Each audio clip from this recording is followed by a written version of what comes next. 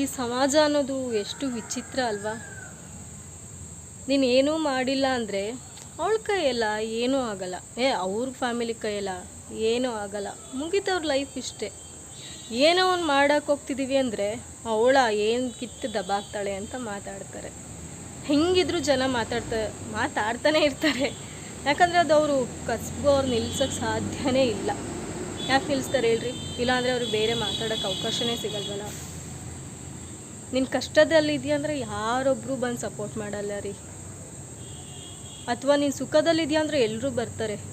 ಆವಾಗ ಅವಳು ನಂಗೆ ಗೊತ್ತು. ಮತ್ತು ಹೆಂಗೆ ಐಡೆಂಟಿಫೈ ಮಾಡ್ತಾರೆ ಅಂದರೆ ಅವಳು ನಂಗೆ ಗೊತ್ತು, ಅವಳು ನಾನು ನೋಡಿದ್ದೀನಿ, ಚಿಕ್ಕ ವಯಸ್ಸಿಂದ ನೋಡಿದ್ದೀನಿ, ಪಾಪ ತುಂಬ ಕಷ್ಟಪಟ್ಟು ಬೆಳೆದ್ಬಿಟ್ರು, ಈ ಥರ ತಮಗೆಲ್ಲ ಗೊತ್ತು ಅನ್ನೋ ಥರ ಇದು ಮಾಡ್ತಾರೆ. ಅದೇ ಕಷ್ಟದಲ್ಲಿ ಬಡತನದಲ್ಲಿ ಅನುಭವಿಸ್ಕೊಂಡು ಹೆಂಗೆ